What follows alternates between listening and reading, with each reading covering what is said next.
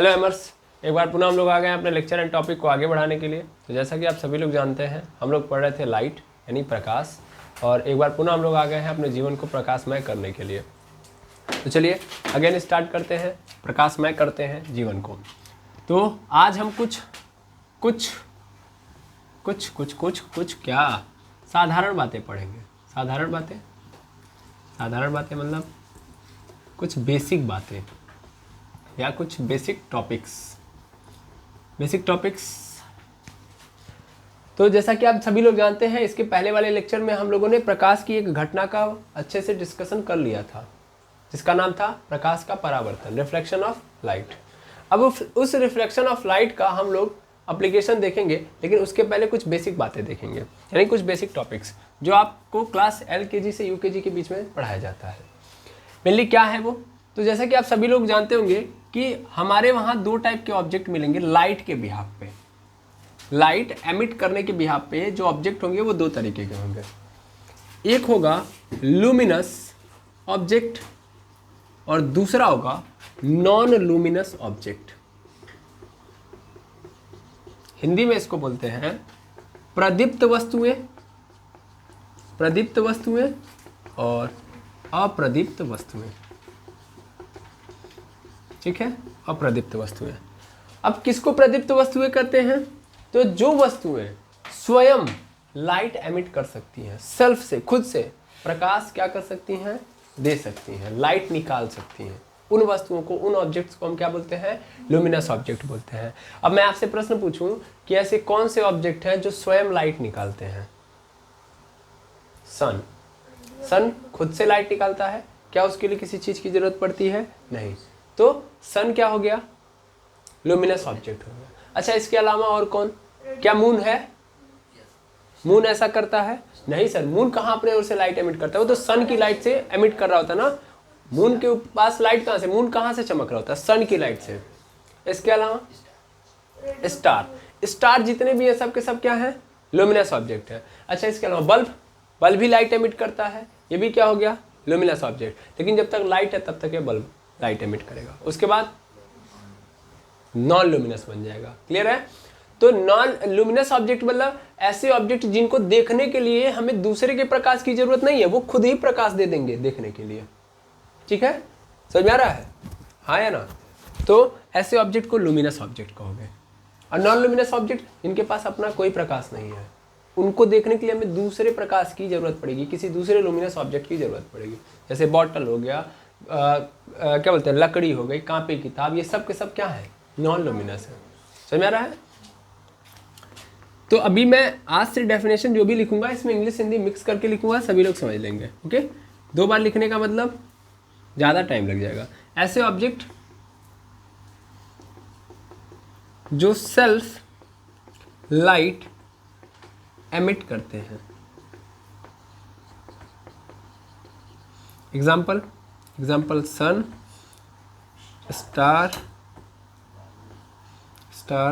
Stars, bulb, या इसी को क्या बोलते हैं? ट्यूबलाइट। और एक लोगों ने और बोली बात, रेडियो एक्टिव एलिमेंट। अब रेडियो एक्टिव एलिमेंट क्या होता है? तो ऐसे तत्व जो खुद क्या करते हों, लाइट एमिट करते हैं अपने आप। उनके अंदर से क्या निकल रहा होता है? लाइट निकल रहा होता है, प्रकाश निकल रहा होता है।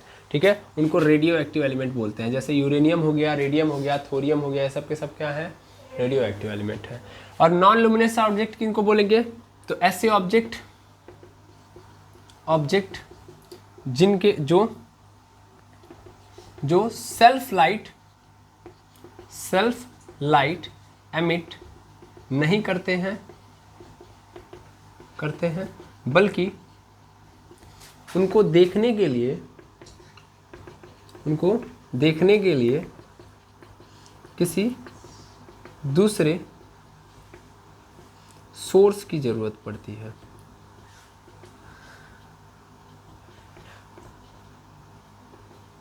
ठीक है, आयो समझ में? ऐसा सोर्स जो लुमिनस सोर्स की जरूरत पड़ती हो, तो ऐसे ऑब्जेक्ट को क्या बोलेंगे आप? Non luminous object. जैसे कि पंखा, ठीक है, घड़ी, लकड़ी, अरे जो भी हो सकता है ना, पेड़, लकड़ी, ये सब के सब क्या है, लड़की मैंने बोल दी, हाँ लड़की भी खुद से कहाँ प्रकाश वो करती है, फिर से लड़की लिख रहा हूँ मैं, लकड़ी होगा, ठीक है ना, ETC। क्लियर है? तो ये सब के सब क्या है, नॉन लुमिनस ऑब्जेक्ट। क्लियर है कि नहीं है? कहाँ पे किताब, ये सब नॉन लुमिनस है। इनको देखने के लिए हमको दूसरे सोर्स की जरूरत पड़ेगी। अच्छा, हमारे वहाँ लाइट का सबसे बड़ा सोर्स क्या है? सन, ठीक है ना। द बिगेस्ट, इसको लिख लीजिएगा, ये छोटे बच्चों को भी पता होगा जो बकैयाँ खींचते हैं, source of light is sun in our solar system. पूरे सोलर सिस्टम में, पूरे सौर मंडल में सबसे बड़ा सोर्स जो लाइट का है वो क्या है, हमारा सन। सन क्या है? It is a star. Clear है? बिल्कुल। अब अगले केस में चलें, तो कुछ और ऑब्जेक्ट होते हैं। अब इन ऑब्जेक्ट की कहानी क्या है, इन ऑब्जेक्ट को भी डिवाइड किया गया 3 पार्ट में। कितने पार्ट में? 3 पार्ट में। अब इनको किस बेसिस पे किया गया है, यहाँ पे तो लाइट एमिट करने के बिहाफ पे रखा गया था। क्या था बेसिस? बेसिस था लाइट एमिट करवाना, एमिट मतलब निकलवाना, ठीक है ना, यानी उनसे निकल रही होती है लाइट। तो उस बेसिस पे 2 होते हैं, एक तो खुद लाइट एमिट कर रहे होते हैं, एक लाइट एमिट नहीं कर रहे होते हैं। ऐसे ही ऑब्जेक्ट के अंदर अब लाइट एमिट नहीं करने की बात हो रही है। अभी क्या हो रही है कि अगर लाइट उनके ओर से जा रही है ना, लाइट उनकी ओर से जा रही है तो वो कैसा बिहेव करते हैं, कैसा बिहेव मतलब वो दिखाई देते हैं कि नहीं, ठीक है ना, यानी उस लाइट के थ्रू वो दिखाई देते हैं कि नहीं दिखाई देते हैं। मेनली हमारे वहाँ 3 तरीके के ऑब्जेक्ट मिलेंगे कि मतलब तुम लाइट पास करो और वो उसको पार कर पाएंगे कि नहीं कर पाएंगे, ये सीधी सीधी बात है, ठीक है। कोई ऑब्जेक्ट लेंगे, जैसे ये बॉटल है, इस बॉटल के हम इस साइड अगर लाइट पास कर, मतलब यहाँ पे लाइट पास करें तो क्या ये लाइट, मतलब यहाँ पे लाइट जलाएं तो क्या वो लाइट इस बॉटल से पार होते हुए इस पार आ पाएगी? आ जाएगी। अगर आ जाएगी तो ऐसे ऑब्जेक्ट को हम ट्रांसपेरेंट ऑब्जेक्ट कहेंगे। अगर पूरा नहीं आ पा रही है, धुंधला करके आ रही है, थोड़ा थोड़ा आ रही है, तो उसको क्या बोलेंगे? ट्रांसलूसेंट बोलेंगे। और ऐसा है कि आपने यहाँ पे लाइट जलाई है लेकिन उसका 1% इस साइड नहीं आ पाया, तो उसको क्या बोलेंगे? ओपेक ऑब्जेक्ट बोलेंगे। ये क्या है? ये ट्रांसपेरेंट बोल सकता हूँ, बोल सकता हूँ। अच्छा, ये टैबलेट है, इस टैबलेट के इस साइड में अगर लाइट जलाऊं तो इस साइड आ पाएगा? नहीं। तो ये कैसा ऑब्जेक्ट है? ओपेक है, ठीक है ना। तो एक्चुअल में मैं ऑब्जेक्ट को पार हो पाएगा कि नहीं, इस बेसिस पे डिवाइड करूं तो 3 प्रकार में डिवाइड होगा। सबसे पहला ट्रांसपेरेंट, ट्रांसपेरेंट। दूसरा ट्रांसलूसेंट, ट्रांसलूसेंट। और तीसरे नंबर पे आता है ओपेक्यू, ओपेक्यू। ट्रांसपेरेंट मतलब, ट्रांसपेरेंट ऑब्जेक्ट मतलब पारदर्शी वस्तु, पारदर्शी। और इसको क्या बोलते हैं? इसको बोल देंगे अपारदर्शी, अपारदर्शी ओपेक्यू को बोलते हैं, ठीक है ना, अपारदर्शी। इसको क्या नाम देते हैं? इसको क्या नाम देते हैं भाई? अपारदर्शी, नवपारदर्शी, कुछ तो बोलते होंगे। ट्रांसलूसेंट, 1 सेकेंड रुक जाएंगे, बार बार यहाँ पे SCENT रहेगा, ट्रांसलूसेंट। ओके, इसको क्या बोलते हैं? पारदर्शी, उसको तो बोल देंगे हम सीधा सीधा अपारदर्शी। और इसको ट्रांसलूसेंट को क्या बोलते हैं? ये पूरा नहीं दिखाई देता है, थोड़ा सा दिखाई देता है, तो क्या बोलते हैं इसको? मुझे याद नहीं आ रहा है, इसलिए मैं आपसे 4 बार पूछ रहा हूँ। समझ में आ रहा है? मुझे याद नहीं आ रहा है। आई थिंक इसको अपारदर्शी तो उसको बोलेंगे ना कि 1 भी % पार नहीं हो पाए, है ना, है समझ में? चलो अभी फिलहाल के लिए मैं छोड़ देता हूँ, ठीक है ना। फिलहाल में देखिए, ट्रांसपेरेंट, ऐसा ऑब्जेक्ट जिसमें लाइट पार हो जाए, आर पार हो जाए, लाइट क्या हो जाए? आर पार, ठीक है ना। यानी ऐसा ऑब्जेक्ट, ऐसा ऑब्जेक्ट जिसमें लाइट पास हो जाए,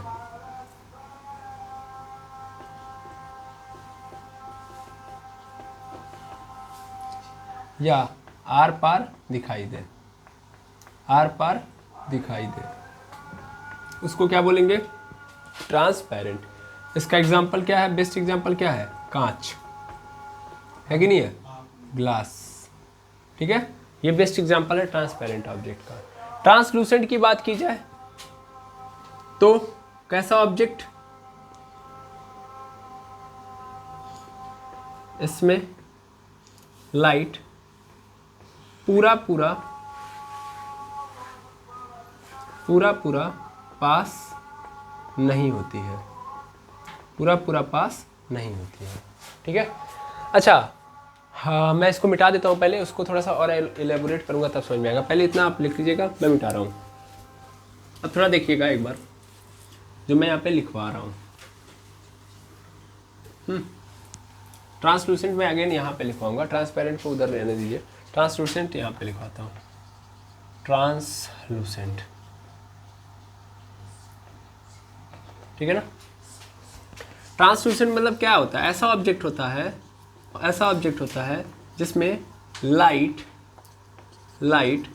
पूरा या कंप्लीटली, क्या लिख दीजिए? कंप्लीटली पास नहीं होती है, पास नहीं होती है, नहीं होती है। या ऐसा ऑब्जेक्ट जिसके आर पार साफ साफ दिखाई नहीं देता है, साफ साफ दिखाई नहीं देता है, नहीं देता है। ठीक है, एग्जाम्पल के लिए धुंधला पानी, धुंधला पानी। और यहाँ पे आप लिख लीजिएगा कांच के साथ साथ साफ पानी। अगर एकदम क्लीन वाटर है तो रेज जो होती है, लाइट की रे होती है, उसमें पास करती है ना, यानी अंदर तक दिखाई देता है।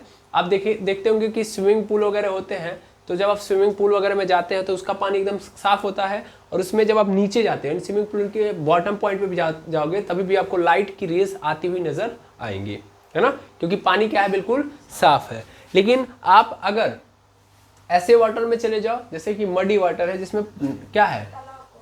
जिसमें क्या है? मिट्टी है। अब उसमें आप जाते हो तो पहले तो पानी साफ होता है, लेकिन जो ही आप पैर रखोगे उसमें से मिट्टी आ जाती है, जैसे पानी क्या हो जाता है? धुंधला। तो अब ऊपर से नीचे की ओर देखोगे, मतलब आप नीचे जाओगे अगर उस पानी में, तो आपको पानी के अंदर अंधेरा नजर आएगा, बिकॉज वो पूरा का पूरा सनलाइट पास नहीं होगा। आई बात समझ में? तो उस कंडीशन में वो क्या बन जाएगा? धुंधला। ऐसे ही कांच जो है हमारा वो तो अभी क्लीन है, तो फिर एकदम साफ साफ पूरी लाइट पास हो जाएगी। लेकिन कांच पे भी क्या आ जाए? खरोच आ जाए, है ना? तो अगर कांच पे भी क्या आ जाए? खरोच आ जाए, तो क्या उसके में पूरा दिखाई देगा? नहीं ना दिखाई देगा। जैसे ये हेलमेट है, सपोज करिए ये हेलमेट है, मेनली ये हेलमेट देख पा रहे हो क्या? तो पहले जब ये आया था तो इसका शीशा एकदम क्लीन था, तो ये इसके आर पार देखिए दिखाई दे रहा होगा, है ना? अभी भी दिखाई दे रहा है, लेकिन उसके पहले एकदम साफ साफ दिखाई देता था। लेकिन अभी क्या है? अभी देख पा रहे होंगे इतना खरोच आ चुका है इसके ऊपर, क्या ये पूरा दिखाई दे रहा है? नहीं दिखाई दे रहा, पूरा साफ नहीं दिखाई दे रहा है।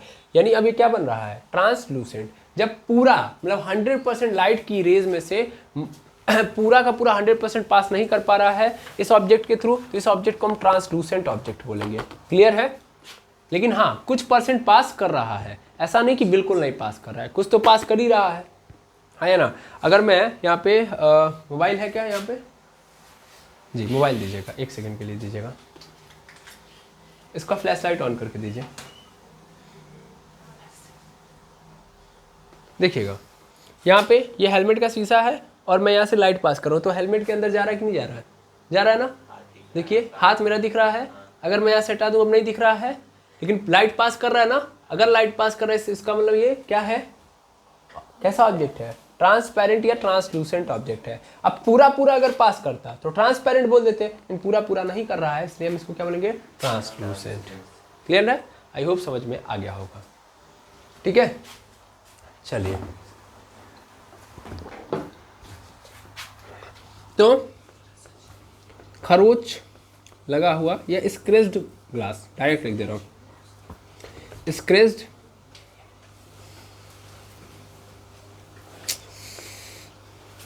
ओहो, स्क्रेच्ड ग्लास, आप लिख लीजिएगा। 4 बार लिख रहा हूँ, गलत गलत गलत गलत, पता नहीं आज क्या हो गया कि लिख भी नहीं कर रहा सही तरीके से। अब अगले नंबर पे क्या आता है भैया? ओपेक्यू। क्या आता है? ओपेक्यू। ओपेक्यू मतलब अपारदर्शी। अपारदर्शी, अपारदर्शी मतलब ऐसा ऑब्जेक्ट जिसमें या जिसके द्वारा लाइट बिल्कुल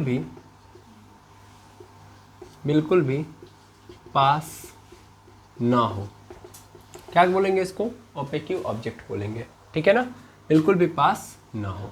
एग्जाम्पल के लिए प्लास्टिक ले लीजिए, एंड इसके अलावा कॉपी, पेन, ये सब ले सकते हैं ना? ये सब के सब क्या हो जाएंगे? ओपेक्यू ऑब्जेक्ट माने जाएंगे, ठीक है? हाँ या ना? तीनों क्लियर हो गए होंगे। ट्रांसपेरेंट किनको कहेंगे? मैं ऐसे इनको मिटा देता हूँ, ट्रांसलूसेंट, ओपेक्यू। अब आप यहाँ से देख पा रहे होंगे। तो हमारे पास 3 तरीके के ऑब्जेक्ट आ गए होंगे। एक ट्रांसपेरेंट, दूसरा, ये पहला है ट्रांसपेरेंट, ये दूसरा ट्रांसलूसेंट, तीसरा ओपेक्यू, है ना? तो ऑब्जेक्ट को कितने पार्ट में डिवाइड कर दिया? 3, 1, 2 और 3। तीनों आप इसको भी क्या कर लेंगे? नोट कर लेंगे। क्या हो गया? चलिए ठीक है, तो इन तीनों को आप क्या कर लेंगे? नोट कर लेंगे। ओके, चलिए इसको नोट करिए, पॉज कर दीजिए 1 मिनट के लिए। चलिए अब कहानी को आगे बढ़ाएंगे। तो जैसा कि हम लोगों ने पिछले क्लास में रिफ्लेक्शन ऑफ लाइट देखा था, तो रिफ्लेक्शन ऑफ लाइट को आगे बढ़ाने से पहले अब एक कॉन्सेप्ट आता है जिसमें स्टार्टिंग से ही चल रहा है, बट उस पर हम लोगों ने डिस्कस नहीं किया। मेरे जैसा कि सभी लोग जानते हैं, हम लोग पढ़ रहे हैं लाइट, और लाइट एक प्रकार की ऊर्जा है जिसके द्वारा हम देख पाते हैं। तो एक क्वेश्चन आता है कि आखिर हम देख कैसे पाते हैं लाइट से, है ना? कि आखिर देख कैसे पाते हैं? आखिर हम देखते कैसे हैं? आखिर हम देखते कैसे हैं? किस तरीके से देख पाते हैं? ठीक है, तो मेनली आप ध्यान से समझिएगा। होता क्या है कि आप लोग जैसा कि जानते हैं कि जब भी लाइट आती है तो किसी माध्यम से या किसी ऑब्जेक्ट से टकराती है, और टकरा के क्या हो जाती है? वापस हो जाती है, ठीक है ना? वापस हो जाती है। अब मेनली अगर हम अपने जीवन काल में बात करें तो सपोज करिए कि ये एक ऑब्जेक्ट है, इस ऑब्जेक्ट को हम देख रहे हैं। तो होता क्या है कि ये हमारी आंखें हैं। ये क्या है? आंखें हैं, आई है। अब होता क्या है कि इस पे कहीं से ऑब्जेक्ट पे, इस ऑब्जेक्ट पे कहीं से प्रकाश आएगा, ठीक है ना? इस पे क्या आएगा? प्रकाश आएगा। ऐसे सिंपल बेसिस पे अभी मैं समझा रहा हूँ, आगे जाके तो पढ़ना ही है। तो मेनली यहाँ से प्रकाश आया, ये प्रकाश इस ऑब्जेक्ट पे पड़ा और इस ऑब्जेक्ट से टकरा के वो क्या होगा? हमारी आंखों के पास जाएगा। और हमारी आंखों के अंदर एक पोर्शन होता है जिसका नाम है रेटिना। आगे पढ़ना है हमको, है ना? इस रेटिना पे जब ये रेज जाती है, मेनली एक रे नहीं जाती है, ध्यान से समझिएगा। इमेज कब फॉर्म होती है, यानी ये वस्तु हमको दिखाई कैसे देता है? तो इस प्रकाश, मान लीजिए ये सोर्स है, ये क्या है? सोर्स है। सोर्स मतलब स्रोत है जो क्या करता है? लाइट पैदा करता है, यानी लाइट देता है, ठीक है? बड़े अच्छे से समझिएगा। ये सोर्स है, इस सोर्स से क्या निकल रही है? लाइट। ये आएगी, इस ऑब्जेक्ट से टकराएगी, और टकराने के बाद क्या होगी? रिफ्लेक्ट होगी। क्या होगी? रिफ्लेक्ट होगी। ध्यान से समझिएगा, यहाँ पे टकराई और टकराने के बाद क्या हो गई? रिफ्लेक्ट हो गई। और रिफ्लेक्ट होकर कहाँ पे चली गई? हमारे रेटिना पे। तो जब ये रेटिना पे पहुंचेगी, तो जब ये दोनों की दोनों रिफ्लेक्टेड रे कहाँ पे मिलती हैं? पहली बात तो ये ध्यान दीजिएगा, ये दोनों रिफ्लेक्टेड रे कहाँ पे मिलेंगी? रेटिना पे। तो रेटिना पे क्या होगा? इमेज फॉर्म होगी। इमेज मतलब ये जो ऑब्जेक्ट था, इस ऑब्जेक्ट की क्या बनेगी? इमेज, ठीक है ना? इस प्रकार से हम क्या देख पाते हैं? इमेज को, ये ऑब्जेक्ट को। कोई भी ऑब्जेक्ट है तो उस ऑब्जेक्ट को आप कैसे देखोगे? तो मेनली ध्यान से समझिए, हमारे आसपास बहुत सारे ऑब्जेक्ट हैं, ठीक है ना? अब इन ऑब्जेक्ट के ऊपर क्या पड़ रही है? ये लाइट पड़ रही है ना? तो इस लाइट की रे पड़ेगी, यानी लाइट की रे जब पड़ेगी तो उससे वो रे टकराएगी। टकराने के बाद कहाँ जाएगी? हमारी आंखों के पास। जब ये आंखों के पास जाएगी तो मेनली आंखों के अंदर रेटिना होता है। अब एक रे नहीं टकराती है, कई सारी रेज टकराती हैं। मिनिमम 2 रेज चाहिए इमेज बनाने के लिए। 2 रेज जब एक जगह पे मिलेंगी तभी जाके क्या बनेगा? इस ऑब्जेक्ट का इमेज बनेगा, अदरवाइज नहीं। तो हम कैसे देख पाते हैं, समझ में आ गया कि नहीं आ गया? कोई सोर्स होगा, उस सोर्स से लाइट निकलेगी, वो लाइट आके किस पे जाएगी, किस पे गिरेगी, ऑब्जेक्ट पे, ऑब्जेक्ट से क्या होगी, रिफ्लेक्ट होगी, रिफ्लेक्ट होके हमारे रेटिना पे चली जाती है। आया समझ में? अब अगर ऐसा होता है तो इमेज बनेगी। अगर सोर्स क्या करता है, सपोज करिए कि वो लाइट को रिफ्लेक्ट नहीं करा पाया, लाइट को रिफ्लेक्ट नहीं करा पाया, यहाँ से लाइट आई और इस लाइट को इसने क्या कर लिया, सोख लिया, तो फिर हमको ये ऑब्जेक्ट दिखाई ही नहीं देगा। ऑब्जेक्ट दिखाई देगा नहीं, इस ऑब्जेक्ट को, लाइट को रिफ्लेक्ट करना पड़ेगा भाई। जब ये लाइट रिफ्लेक्ट करेगा तभी हमारी आंखों के रेटिना पे जाके ये रेज मिलेंगे, और जब मिलेंगे तभी जाके इमेज बनेगा। ठीक है, क्लियर है कि नहीं है? अब कौन सा ऐसा ऑब्जेक्ट है कि जिसको हम क्या करें, जिसके ऊपर हम लाइट डालें तो ये ऑब्जर्व कर ले, दैट मीन्स वो लाइट को रिफ्लेक्ट ना होने दे। बताइए। तो जो भी ऑब्जेक्ट नहीं देख पाते हैं, जैसे कि इन्होंने अभी गलती से ही एक बड़ी बात बोली, इन्होंने बोला ब्लैक होल, तो सही है। ब्लैक होल एक एजम्पशन है, हाइपोथेसिस है, मेनली हमारे यूनिवर्स के अंदर है कि ब्लैक होल एक ऐसी बॉडी है जिस पे आप कोई भी रेज, किसी भी स्टार की रेज पहुंच ही नहीं पाती है। हम ब्लैक होल को देख ही नहीं पाते, क्यों? क्योंकि जितनी भी रेज जाती हैं वो सब क्या कर लेता है, उसको सोख लेता है, एब्जॉर्ब करता है, रिफ्लेक्ट करता ही नहीं है। जब रिफ्लेक्ट करेगा नहीं तो दिखाई देगा नहीं। तो कोई भी ऑब्जेक्ट कैसे दिखाई देता है, क्लियर है? रेज आएंगी, उसके ऊपर से रिफ्लेक्ट होंगी, रिफ्लेक्ट होकर कहाँ पे जाएंगी, रेटिना पे। कम से कम कितनी रेज चाहिए, 2 रेज, जो जाके कहाँ पे मिले, रेटिना पे, तब हमको क्या होगा, दिखाई देगा। ठीक है, और उस कंडीशन में क्या फॉर्म होगी, इमेज। ये इमेज ओरिजिनल है कि ये ओरिजिनल है? ये ओरिजिनल है ना, ये तो इमेज है। ठीक है, अब समझते हैं कहानी को। तो मेनली अब हम बात करेंगे इमेज की। हम देखते कैसे, ये समझ में आ गया। अब हम बात करेंगे इमेज की। किसकी बात करेंगे, इमेज। ऑब्जेक्ट की बात हो चुकी है ना? ऑब्जेक्ट कितने टाइप के होते हैं सब समझ में आ गया। अब हम बात करने जा रहे हैं इमेज की। इमेज यानी प्रतिबिंब। तो प्रतिबिंब किसे कहते हैं? अगर आपसे कोई प्रश्न पूछ दे तो प्रतिबिंब किसे कहते हैं, तो मेनली प्रतिबिंब कहाँ बनता है, अगर आपसे बोले जाए प्रतिबिंब कहाँ बनता है, प्रतिबिंब किसे कहते हैं, तो ऑब्जेक्ट का जो, मतलब ऐसे समझ सकते हो कि जो ऑब्जेक्ट है ना, उस ऑब्जेक्ट की सेम कॉपी को ही हम क्या बोलते हैं, प्रतिबिंब बोलते हैं। जैसे हमारा प्रतिबिंब क्या है, हम इमेज बोलते हैं, तो हमारी इमेज क्या है, हमारे फोन में खींचा जाता है इमेज, है या ना, खींचा जाता है ना, अरे हाँ ना बोलो, कैमरे से खींचा जाता है, तो वो क्या है, हमारी कॉपी ही तो है, हम थोड़ी ना है। वो एक वर्चुअल क्या है, कॉपी है। उस कॉपी को ही हम लोग क्या बोलते हैं, इमेज बोलते हैं। ठीक है, इमेज कहाँ बनता है, तो इमेज वहाँ बनता है जहाँ पर कम से कम 2 रिफ्लेक्टेड रे क्या होंगी, जाके मिलेंगी। ठीक है ना, वहीं पे क्या बनेगा, प्रतिबिंब बनेगा, इमेज बनेगा। और वो इमेज किसका होगा, ऑब्जेक्ट का। ठीक है ना, तो मैं इसको लिख सकता हूँ ऑब्जेक्ट की फोटोकॉपी, ऑब्जेक्ट की फोटोकॉपी, या सीधा बोलो फोटो, ऑब्जेक्ट की फोटो को ये प्रतिबिंब बोलते हैं। ठीक है, कहाँ बनता है, इमेज यानी प्रतिबिंब वहाँ फॉर्म होता है, वहाँ फॉर्म होता है, वहाँ बनता है जहाँ पर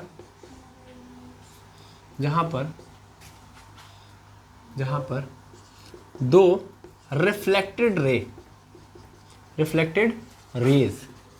यानी परावर्तित किरणें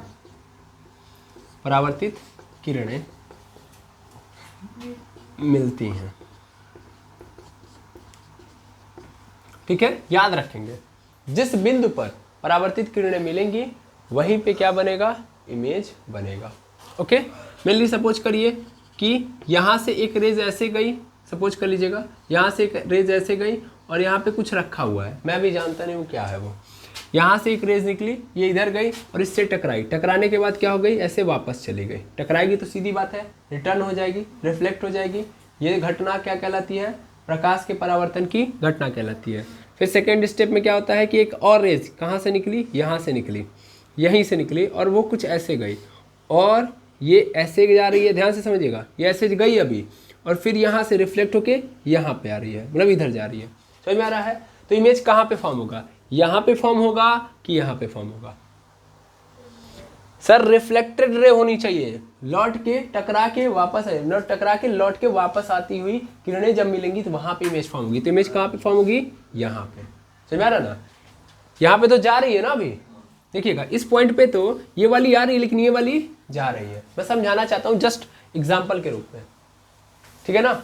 यहाँ पे तो ये जा रही है लेकिन यहाँ पे ये टकरा के वापस आ रही है। तो जब टकरा के जब दोनों किरणें वापस आएंगी तो उन किरणों को के द्वारा जहाँ पे मिलान होगा उस जगह पे, मान लीजिए यहाँ से निकली है तो यहाँ पे कोई ऑब्जेक्ट रहा होगा, जैसे ऑब्जेक्ट से निकली है ना, मैंने बोला था ना कि किससे निकलेगी? किसी न किसी ऑब्जेक्ट से। तो यहाँ पे कोई ऑब्जेक्ट रहा होगा तो उस ऑब्जेक्ट का प्रतिबिंब कहाँ पे बन जाएगा? यहाँ पे बन जाएगा। अगर ये ए बी है तो इसको मैं ए डैश बी डैश बोल दूंगा, तो उसकी फोटोकॉपी यहाँ पे बन गई। क्लियर है? हाँ या ना? तो कहाँ पे रेज मिलेंगी? क्लियर, प्रतिबिंब इमेज, सॉरी इमेज कहाँ बनेगा? समझ में आ गया? मान लीजिए हमारे आंखों के अंदर इमेज कहाँ बनेगा? रेटिना पे। लेकिन नॉर्मली वो इमेज बनता कैसे, ये समझ में आ गया ना? तो इमेज वहां पे बनता है जब दो रिफ्लेक्टेड रे आपस में जाके एक पॉइंट पे मिलती हैं। ओके, और वो कहाँ से रिफ्लेक्ट हो रही होंगी? उस ऑब्जेक्ट से। क्लियर है? अब हम इमेज की बात करें तो हमारे पास दो टाइप के इमेज होते हैं। कितने टाइप के? दो टाइप के। अब दो टाइप के इमेज ये मिलने के कारण होता है। तो there are two type of image. एक होता है रियल इमेज, रियल इमेज यानी इसको बोलते हैं वास्तविक प्रतिबिंब, वास्तविक प्रतिबिंब। और एक होता है नॉन रियल इमेज, या इसी को वर्चुअल भी बोलते हैं हम लोग। ठीक है, वर्चुअल इमेज, वर्चुअल इमेज। कुछ करने लगते हैं, सब स्मॉल था तब तक कैपिटल लिखने की धुन आ गई।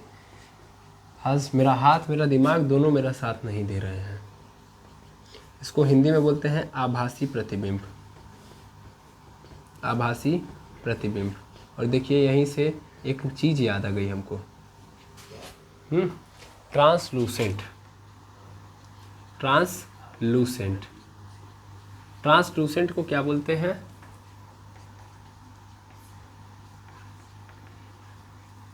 हो बेटा मेरी बतिया मान लिया करो, थोड़ा लिख भी दिया करो।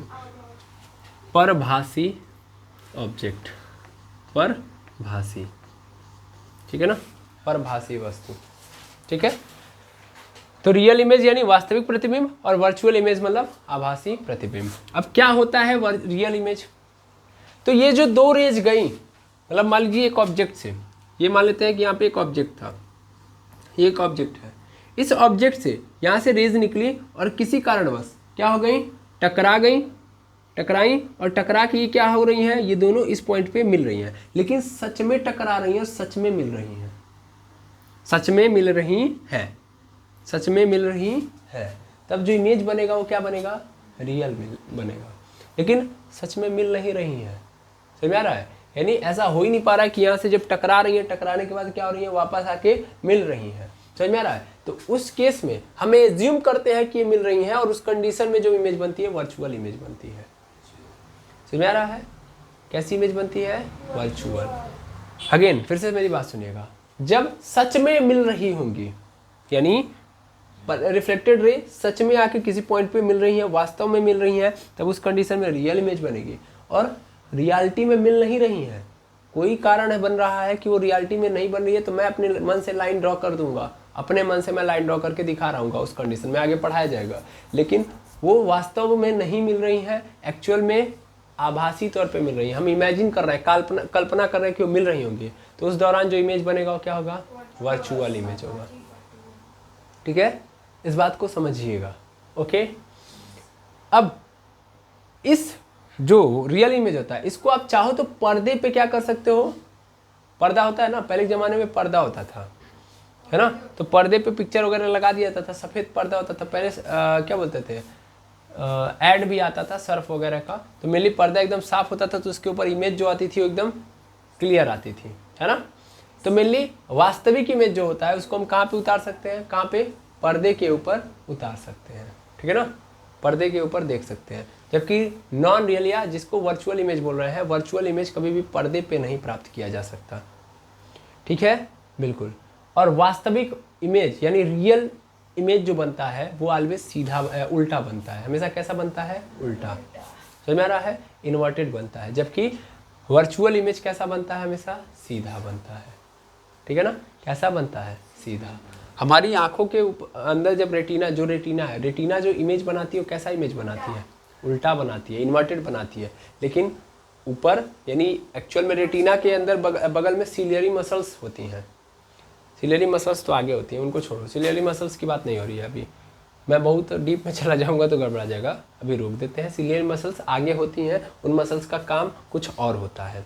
फिलहाल में रेटिना से कनेक्टेड होती हैं कुछ नर्व्स, क्या कनेक्टेड होती हैं, नर्व्स। वो नर्व्स किससे कनेक्टेड होती हैं, ब्रेन से। ब्रेन में होता